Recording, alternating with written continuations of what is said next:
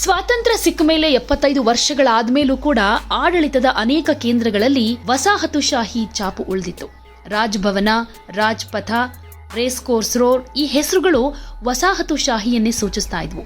ಆದರೆ ಪ್ರಧಾನಿ ನರೇಂದ್ರ ಮೋದಿಯವರು ಆಡಳಿತದಲ್ಲಿ ಹೊಸ ಹೆಸರನ್ನ ಪಡೆದುಕೊಳ್ಳುವ ಮೂಲಕ ಹೊಸ ಸಂದೇಶವನ್ನೇ ಕೊಡ್ತಾ ಇದ್ದಾರೆ.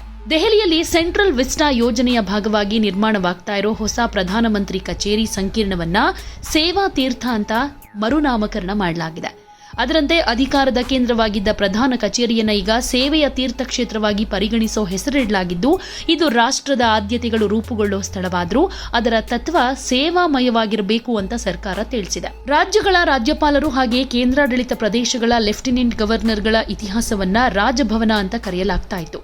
ಆದರೆ ಈ ಹೆಸರು ವಸಾಹತುಶಾಹಿ ಮನೋಭಾವವನ್ನ ಪ್ರತಿಬಿಂಬಿಸುತ್ತೆ ಅಂತ ಕೇಂದ್ರ ಗೃಹ ಇಲಾಖೆ ಲೋಕಭವನ ಅಂತ ಮರುನಾಮಕರಣ ಮಾಡುವಂತೆ ಸೂಚಿಸಿದೆ.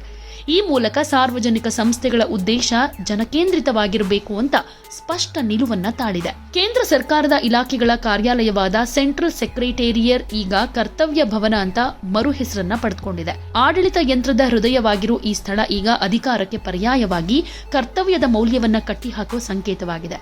ಈ ಮೂಲಕ ಮೋದಿ ಆಡಳಿತದ ಕಟ್ಟಡಗಳು ವಿಶೇಷಾಧಿಕಾರದ ಕೇಂದ್ರ ಅಲ್ಲ, ಬದಲಿಗೆ ಜವಾಬ್ದಾರಿಯುತ ಸ್ಥಳ ಅನ್ನೋ ಸ್ಪಷ್ಟ ಸಂದೇಶವನ್ನ ಸಾರ್ತಾ ಇದೆ. 2022ರಲ್ಲಿ ರಾಜಪಥದ ಹೆಸರನ್ನ ಕರ್ತವ್ಯ ಪಥ ಅಂತ ಚೇಂಜ್ ಮಾಡಿದಾಗ ಅದು ಕೇವಲ ರಸ್ತೆ ಬದಲಾವಣೆಯಲ್ಲ, ಅಧಿಕಾರದ ಮನೋಭಾವವನ್ನ ಬದಲಿಸೋ ಜಾಗೃತ ಪ್ರಯತ್ನವಾಗಿತ್ತು. ಯಾಕಂದ್ರೆ ರಾಜಪಥ ಅಂದ್ರೆ ಆಡಳಿತದ ಪ್ರಾಬಲ್ಯವನ್ನ ಒತ್ತು ಕೊಟ್ಟಿರೋ ಪದ, ಆದರೆ ಕರ್ತವ್ಯ ಪಥ ಆಡಳಿತದ ಜವಾಬ್ದಾರಿಯನ್ನ ನೆನಪಿಸೋ ಸಂಕೇತ.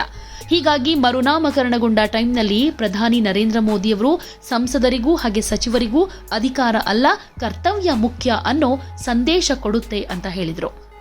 ಇನ್ನು 2016ರಲ್ಲಿ ಪ್ರಧಾನಿ ನಿವಾಸಕ್ಕೆ ರೇಸ್ ಕೋರ್ಸ್ ರೋಡ್ ಬದಲು ಲೋಕ ಕಲ್ಯಾಣ ಮಾರ್ಗ ಅನ್ನೋ ಹೆಸರನ್ನ ಕೊಡಲಾಯಿತು. ಈ ಬದಲಾವಣೆ ಸರ್ಕಾರದ ಕೆಲಸದ ಮೂಲ ಉದ್ದೇಶ ಜನಕಲ್ಯಾಣ ಅನ್ನೋ ನಿಲುವನ್ನ ಇನ್ನಷ್ಟು ಸ್ಟ್ರಾಂಗ್ ಮಾಡಿತು.